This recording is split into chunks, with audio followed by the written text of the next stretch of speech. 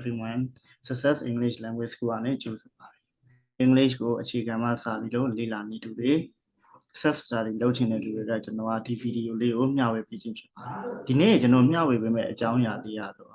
past simple tense ကိုမျှဝေပေးမှာဖြစ်ပါတယ်။အဲ့တော့ကျွန်တော်လည်းတူတူလိုက်ကြည့်လိုက်ရအောင်။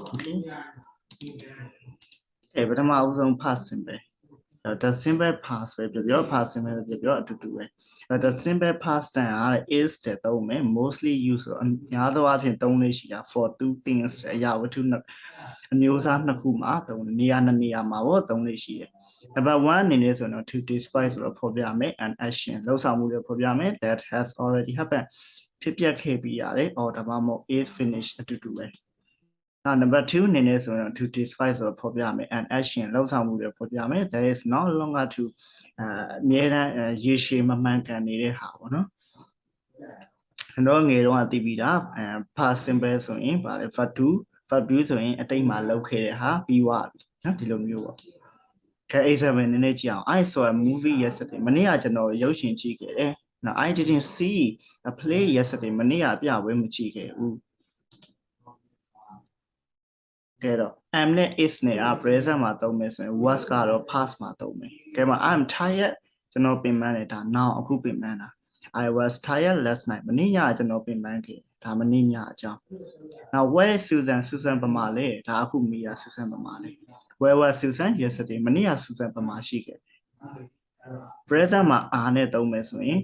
past ကို where နဲ့သုံးပေးရမယ်ဘာလို့ you are late မင်းနောက်ကျတယ်ဒါ now အခုနောက်ကျတာYou were late yesterday မနေ့ကမင်းနောက်ကျခဲ့တယ်ဒါမနေ့ကအကြောင်း Now they aren't here သူတို့ဒီမှာမရှိခဲ့ဘူးဒါ now အခုမရှိတာ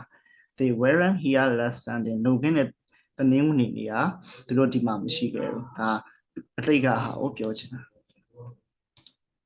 Okay positive ဟုတ်ကြောင်းပါဆိုရင် we you they ကို were နဲ့တွဲမယ် I he she it က was နဲ့တွဲမယ် negative အငင်းဆိုရင် we you they က weren't ဒါမှမဟုတ် were not I he she it က was not ဒါမှမဟုတ် wasn't ကြိုက်တာနဲ့ရေးမေးခွန်းလုပ်ချင်တော့ရှင်းတော့ပြောင်းမေးခွန်းဖြစ်မယ်နော် I he she it ကို was နဲ့မေးပေးမယ် we you they ကို were နဲ့မေးရ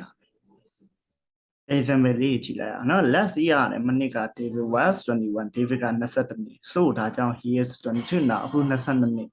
When I was a child ကျွန်တော်ကလေးဘွားတော့ကကျွန်တော်ငယ်ငယ်တုန်းကပေါ့ I was afraid of dogs ခွေးတွေဆိုကြောက်ခဲ့တယ်ပေါ့အခုတော့မကြောက်ရင်မကြောက်ဘူးပေါ့အဲ့တော့ the hotel was comfortable hotel ကတတောင်တတာရှိခဲ့တယ် but ဒါပေမဲ့ it was an expensive ဈေးတော့မကြီးခဲ့ဘူး hotel အများစုက comfortable ဖြစ်မယ်ဆိုရင် very expensive ဖြစ်တယ်ဒါပေမဲ့အခုသူက expensive မဖြစ်ဘူးအဲ့တော့ what's the weather nice ရာသီဥတုကတာယာခဲ့တာ when you were on vacation မင်းအားလည်းရခရီးထွက်ခဲ့တော့ရာသီဥတုကတာယာခဲ့လားအားလည်းရထွက်ခဲ့တော့ဟောရာသီဥတုဘယ်လိုလဲဒီလိုပြီးတာဟုတ်တယ်ဆိုရင်တော့ yes I he she it နဲ့ဆိုရင် was နဲ့တွဲပေးရမယ်အဲ့တော့ yes I was yes he was yes she was yes it was we use they were နဲ့တွဲမယ် yes we were yes you were yes they were no ဆိုရင် no I wasn't no he wasn't no she wasn't no it wasn't no we weren't no you weren't no they weren't ဒီလိုဖြစ်ပြမယ်ကဲမှာကြည့်အောင် were you late မင်းနောက်ကျခဲ့လား no I wasn't ကျွန်တော်နောက်မကျခဲ့ was called at was called အလုံးမှာရှိခဲ့လားအဲ့တော့ yes he was သူအလုံးမှာရှိခဲ့တယ် now where Amy and Matt at the party Amy နဲ့ Matt နဲ့ပါတီပွဲမှာရှိခဲ့လားနှစ်ယောက်မလို့ were နဲ့မေးထားတယ်အဲ့တော့ no they weren't သူတို့မရှိခဲ့exercise လေးဖြည့်ကြည့်အောင် number 1 right ရေးပေးပါတဲ့ am is are ဒါ was were လားနော် present ဆိုရင် am is are ကိုသုံးမယ် past ဆိုရင် was were ကိုသုံးမယ်number 1လေးကြည့်အောင် let's see ရတယ်မနစ်က she was 22သူမ22နှစ် she is 23 now အခုတော့23နှစ် number 2 I am hungry ကျွန်တော်ပိုက်စားတယ်အဲ့တော့ can I have something to eat တခုခုစားစရာလေးများရှိလားတခုခုများရနိုင်လားဒီလိုမေးရ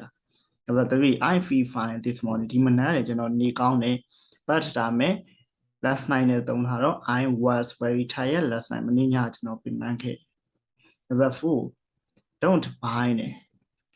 မဝယ်ပါနဲ့ those shoes ဆိုတော့ဒီဖက်နှက်တွေကိုမဝယ်နဲ့ they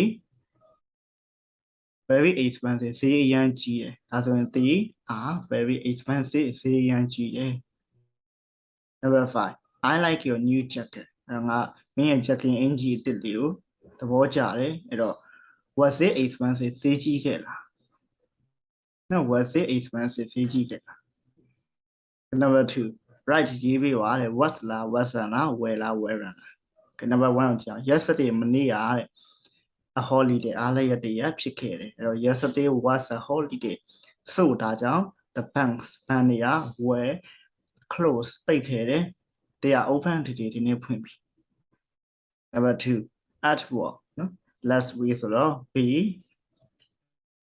was လေးဖြစ်နိုင်တယ် was လေးဖြစ်နိုင်တယ်အဲ့နောက်ဆက်ကြည့်အောင် he sick သူဖျားတယ်အဲ့တော့အလုပ်မှမရှိဘူးလို့ပြောချင်တာအဲ့တော့ be wasn't at work this last week အရင်ဘက်ကလွန်ခဲ့တဲ့ဘက်က be အလုပ်မှမရှိခဲ့ဘူး because ဘာဖြစ်လို့ဆို he was sick သူဖျားနေခဲ့တယ်အဲ့တော့ he is better now အခုတော့ကောင်းပါပြီ number 3 where are my keys အဲ့တော့တယ်ပမာလဲအဲ့တော့ I don't know ငါလည်းမသိဘူးတဲ့ they were on the table စပွဲပေါ်မှာရှိခဲ့တယ်အခုမတွေ့တော့number 4 Kate နဲ့ John at the party ဆိုတော့ where Kate and John at the party Kate နဲ့ John နဲ့ party ပွဲမှာရှိခဲ့လားအဲ့တော့ Kate was there Kate ကတော့ဒီမှာရှိတယ် but နဲ့ဆိုင်အနောက်က negative သွားမယ်အဲ့တော့ John wasn't John ကတော့မရှိခဲ့ဘူး number 5 you at home လေ last night မနေ့ညမရှိဘူးလို့ပြောပြီเนาะအဲ့တော့you were at home last night မနေ့ညမင်းဒီမှာမရှိခဲ့ဘူး where were you မင်းဘယ်မှာရှိခဲ့လဲအဲ့တော့ဆက်ကြည့်အောင်နော် the simple part is the often ed the simple part for do ကိုရေးတဲ့အခါမှာ often နော် ed များသောအားဖြင့် of ed ပေါင်းတယ်ဥပမာ regular verb တွေမှာမတည်ဘူးဆိုရင် ed လေးတွေပေါင်းကြတယ်အဲ့မှာကြအောင် walk ဆိုရင် walked နော် dance ဆိုရင် danced start ဆိုရင် start clean cleaned ed လေးပေါင်းရမယ်နော် stay stayed need need ကြည့်အောင် Terry walked in the bank from 1987 to 1998 Terry walked ဆိုအလုပ်လုပ်ခဲ့တယ် in a bank ဘဏ်တစ်ခုမှာအလုပ်လုပ်ခဲ့တယ် from 1987 1989ခုနှစ် 1998 1998ခုနှစ်ထိအလုပ်လုပ်ခဲ့တယ် number 2 yesterday မနေ့က it rained all morning တမနက်လုံးမိုးရွာခဲ့တယ် it stopped at lunch နော်နေ့လေထမင်းစားတဲ့အချိန်မှာမိုးကတိတ်သွားခဲ့တယ်ပေါ့ number 3 I brush my teeth every morning ကျွန်တော်မနက်တိုင်းသွားတိုက်လေးရှိတယ်အလေးထားပြောတာ this morning ဒီမနက်တော့ I brush my teeth ငါ့ရဲ့တော့မှာတိုက်ခဲ့တယ် the some verbs တချို့ verb တွေက irregular ပုံမှန်မဟုတ် irregular ဆိုတဲ့အဓိပ္ပာယ်က no regular လို့ပြောချင်တာဒါလေးတွေကတော့ကြာမှာပေါ့ began နော် break broke bring broke brought နော် bid bit buy bought ဒါတွေကတော့ကြာမှာဟာဒီ exercise လေးရေးကြည့်အောင် complete the sentence စာကြောင်းတွေကိုပြည့်စုံရေးပေးမယ်တဲ့ use သုံးပြီးတော့ one of these verb in the simple part for do နဲ့သုံးပေးမယ်ဒီ verb တွေကိုသုံးပြီးတော့ start brush နော် start ကတော့စတင်တာ brush ဒါတော့သွားလိုက်တာပေါ့ want လိုချင်တဲ့ and ပြီးရ rain မိုးရွာတယ် happen ဖြစ်ပျက်တယ် number 1ကိုကြည့်အောင် I my T ဆိုတော့ I brush B R U S H E D brush နော် I brush my teeth 3 times yesterday မနေ့ကနော်ကျွန်တော်ကမနေ့ကသွား3ချိန်တိုက်ခဲ့တယ် number 2 the concert ကပွဲနော်ပြပွဲက started started at 7:30 9 နာရီခွဲမှာစခဲ့တယ် and ပြီးတော့ ended ended at 10 o'clock 10 နာရီမှာပြီးသွားတယ် number 3 when I was a child ကျွန်တော်ကလေးဘဝတော့ I wanted WANTED I wanted to be a doctor ဆရာဝန်ဖြစ်ချင်တယ် number 4 the accident happened HAPPENED happened the accident happened last Sunday afternoon လွန်ခဲ့တဲ့တနင်္ဂနွေနေ့နော်နေ့ကင်းက accident တစ်ခုဖြစ်ခဲ့တယ်မတော်တဆမှုတစ်ခုပေါ့ဖြစ်ခဲ့တယ် number 5 it's a nice day တာယာလှပတဲ့နေ့လေးတစ်နေ့ပေါ့ but ဒါပေမဲ့ yesterday မနေ့ကတော့ it rain RAINED နော် it rain all day တစ်နေ့လုံးမိုးရွာခဲ့တယ် number 2 right sentence စာကြောင်းတွေရေးပေးမယ် about the past အတိတ်နဲ့ပတ်သက်ပြီးတော့ရေးပေးမယ် number 1ကိုကြည့်အောင် Jim always goes to work by car ဒါဆို yesterday မနေ့က he went went went ကိုရဲ့ verb က want he want to walk by car okay number 2 Milan orphans lose her keys ဒါဆိုရင် she lost lost lost she lost her keys last week number 3 Kate meets her friends every night ဒါဆိုရင် she met met her friends last night number 4 I eat an apple every day ကျွန်တော်ပန်းတီနေ့တိုင်းစားလေးရှိတယ် yesterday မနေ့က I ate an apple နော် I ate an apple number 5 Taro always takes a shower in the morning this morning ဒီမှာတော့ he took takes a for do at you okay took he took a shower okay အဲ့တော့ဒီနေ့ကျွန်တော်မျှဝေပေးပါတော့ past simple tense နဲ့ပတ်သက်ပြီးတော့အကြောင်းအရာလေးတချို့ဖြစ်ပါတယ်နော်အကြောင်းအရာလေးတွေ exercise လေးဖြစ်ပါတယ်အဲ့တော့